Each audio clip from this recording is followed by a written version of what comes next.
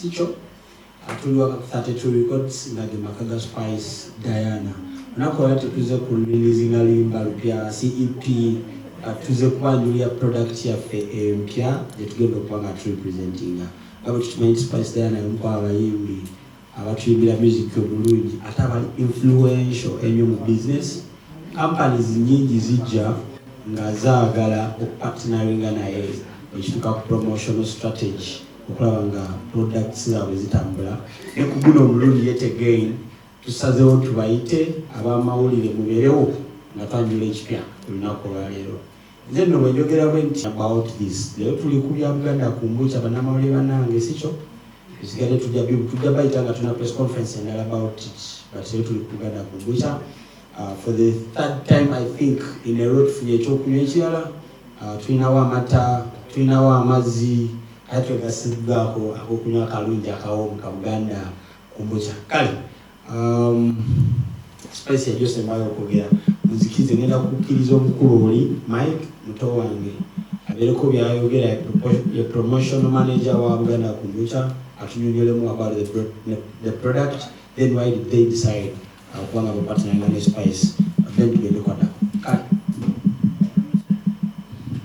amanya gange nze Michael Events nga nkola ne Buganda Kumbucha twasayinize contract ne Spice Diana eya brand ambassador wa company tugenda kukola ne Spice Diana okumala emyezi 6 ya contract yaffe tugenda kukola promotion nga tugaba emmotoka tugenda gaba pichi tugenda gaba amagaali tugenda gaba t-shirt era nga tugenda kutandikira Mbale ne Spice Diana tugenda tambula Uganda yonna olw'ensonga eyo director yasazeewo nga Spice Diana yalina obusobozi okutunda kampani eyo tuyanze ebyo bigambo bya promotional manager nga bakunyonyodde tugenda tambula Uganda yonna agadde tutandikira Mbale ne waffe kali bajja tuuka esikali nga beebaza abantu abawagidde Buganda Kumbucha kale mukama wange mbadde nsaba eyogekeeri abamawulire n'omulimu gw'okola mu Buganda Kumbucha.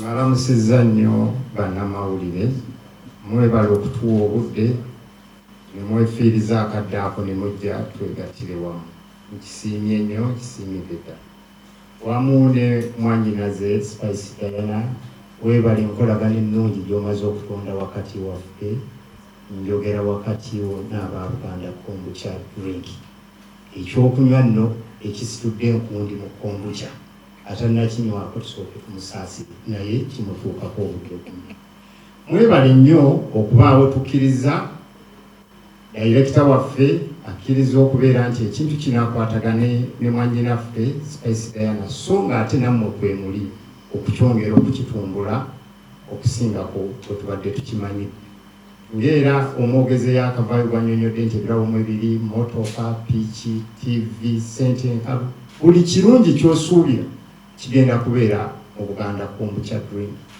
kale mu mbeera eyo yonna eriwo tukkiriziganya nti bannamawulire okutandika n'olwaleero nga bwe tutandise ate lyessuubi lye tulina nti n'okufundikira era nammwe tujja kuba tutambulira wamu nammwe neeyanziza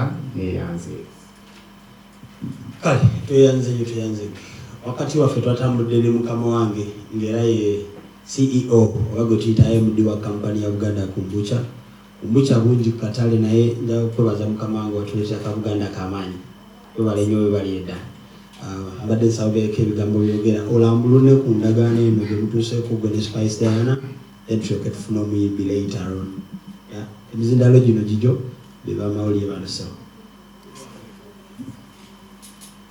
mwebale ddala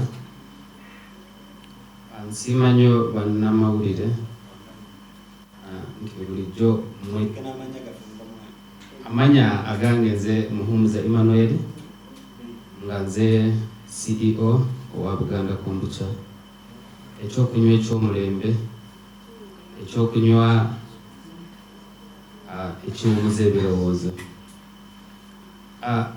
ngaffe Buganda Kumbucha awamu ne bannange twasazeewo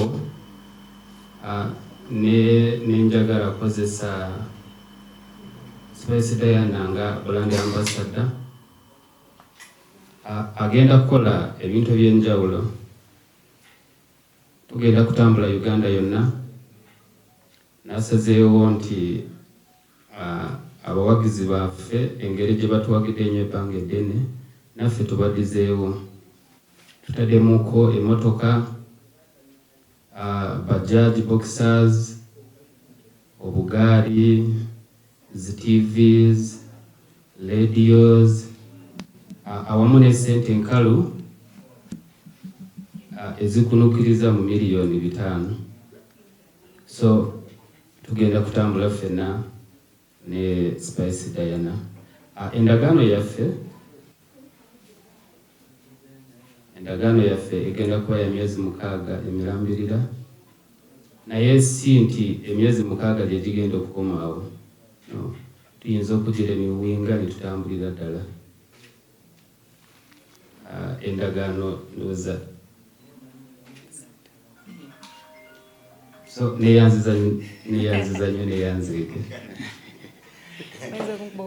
Ebintu by'abagagga bwe bityo ayogera mukakkamu, mukama wange ekisabo ky'omanyi ku Spice Diana kiri kimu, teri yali amukozesaako nga face oba brand ambassador n'atarenewinga, era gwajja okuba asoose. Kitegeera.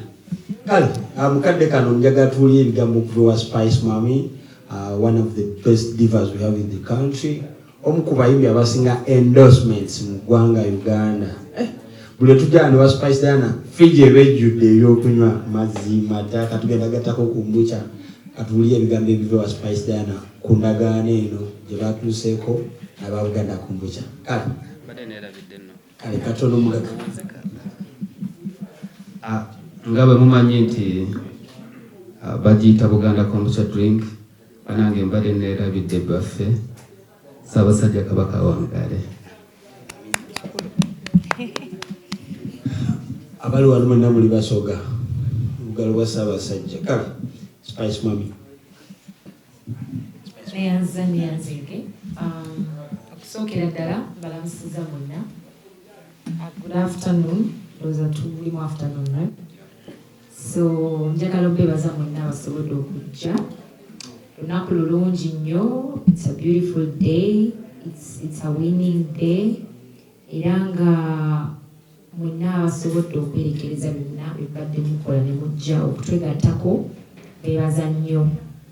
So nga bakama bange abasingayo babannyonnyodde byonna, ndowooza sijja kwogera bingi nnyo, mpozi okubeebaza okunneesiga kuba tuli bangi nnyo usanga bakola emirimu nga gwenkola, naye okubanga bannonze mu bangi kitegeeza banneesize ne brand yange era nja kukola kyonna ekisoboka nekyebansuubiramu okubeera nga tutambuza brand ya Buganda kombucha.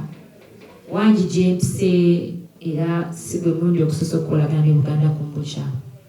Video yange yaba tutadde gye nali shootingira eyo, bafaani bange be nasangayo nga banywa Buganda kombucha. Era ne postinga ka video akamu nga muli Buganda kombucha. Twatandika okukolagana ne kampani eno. Era ne tubako business etwakola negguka bulungi, ndi wa mukisa nti tuzzeemu ne tukwatagana ate ku kintu ekinene ennyo. Ate ekintu kyonna ekirimu okuddiza kinsanyusa nti ng'ovudde mu kontrakiti obuzito n'akasente ke mba nfuna, naye ekintu ekirimu okuddiza abantu kimpeera ddala essanyu kubanga byonna nze gye nnyimbira era ogenda gyokyakalira nga abantu balina ebyokunywa ebanywa ebyenjawulo naye Buganda kombucha mbadde nga mulaba, kitegeeza nti bafaani bange bakawoomerwa.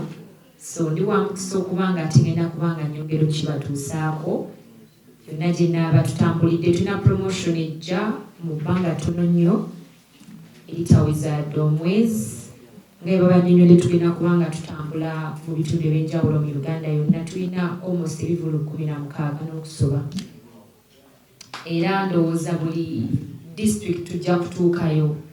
Mwenna abanywa Buganda kombucha manya ke kaseera okuba naawe ogenda kufunamu okuba nti badde onywa Buganda kombucha.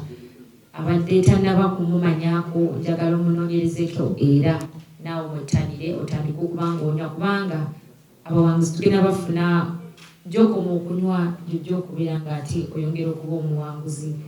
So once again njagala okwebaza Buganda Kombucha kubanga muntrustinze, nja kukola ekisoboka kuba nze omulimu commitment yange esookera ddala. I will do my best, nja kuteekamu kyonna ekyensobola okukola n'amaanyi gange n'okutegeeza abafaani bange, okwongera obategeeza ku Buganda Kombucha kubanga kyekyokunywa ekimu ku byo ebitono ebiwoomu ate abantu basinga okwettanira. So mbasaba mwenna abasobodde okuba bannamawulire twongere otambuze ekintu kino, tegeeza abantu bonna batwettanire, bettanire Buganda Kombucha ne promotion kuba egenda kuba yaddala nga babagambye ebintu ebirimu ebyokuwangula motoka, pikipiki. Olw'okuba erinnya Buganda Kombucha muliwulira naye kombucha ono wa buli omu kyova olaba tugenda kutabaala Uganda yonna buli wamu tutuukewo. So sagala oddaawo ngambe nguno Buganda Kombucha oba wa Buganda oba nedda wa buli muntu, kubanga ekintu ekirungi nga tekiwooma tekiriiko nti kyeno kyeri, kyokunywa kya buli muntu yenna, era njagala obategeeza nti kiri ku mutindo ogusingidde ddala. Engeri gyendi nti kati fuuse brand ambassador okubanga netika brand eno nja kuba mbatuusaako byonna byemwetaaga okumanya, factory esangibwawa, obuyonjo buyimiridde butya, bapackaginga batya ebintu bino okubanga bibatuukako. Nze ngenda okukola ne brand, nsooka kukola research nemmanya bweyimiridde, bwaba kombucha oba mazzi oba ki, manya omutindo kinaawoomera bafaani bange, tekibeemu obuzibu bwonna. So manya ngenda okukwata ku brand okukola nayo bamanye omutindo gwayo mulungi nnyo ddala. So nyongera obbakubiriza mwenna okwettanira Buganda Kombucha mube ng'ate muwangula ebirabo bino kubanga tubireeta okumala emyezi almost 6 bintu ebyenjawulo bijja kuba bibeerawo, ate tomanya maaso eyo tujja kwongera ate okubanga tubaleetera ebyenjawulo bingi nnyo. Mwebale nnyo, mwebalire ddala. Tweyanza nnyo Spice Mwami. Thank you very much. Kala speech Anthony Yonangate ejjudde bubaka bwerere.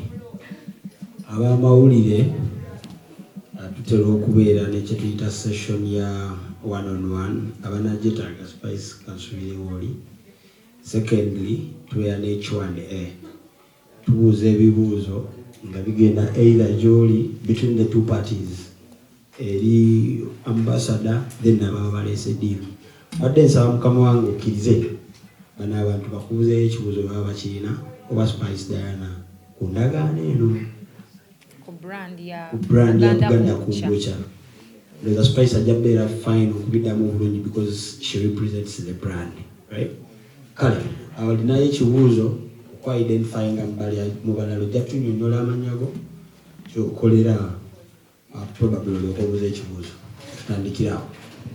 Tukola arrangement ne Mike Events tulabe engeri gye tugenda okutambulamu. So arrangement bweri naye babayimbe of course bajja kubeerawo naye tetusobola kumentioninga nti ono oli yenzege kuweeraawo kuba tugenda tambula nayo ne piki tutambula nazo. Ow'embaale bw'awangula piki nga tuli mbaala awo wennyini mu kisaawe Spice nga gimukwasa.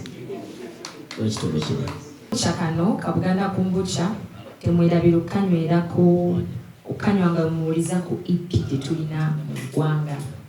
Ennyimba 6 ezafulumye weekend ewedde, era nyongera otegeeza abafaani bange mwenna kuliko nnyo obuyimba bungi nnyo okutwala ka Buganda Kombucha nga woba okanya okubuwuliriza oyinza okwerabira buli kizibu kyonna ky'olina mu nsi. So nyongera okukubiza abafaansi bange mwenna ti EP gye bayita Star Girl eba short album yafulumye, era osobola ogenda buli wamu music tetumugula ennaku zino bya streaming nobanga ate wefunira ennyimba zino ne ku YouTube kimanyi ne ku radio eba TV yo zijja kuba zikutuukako soon.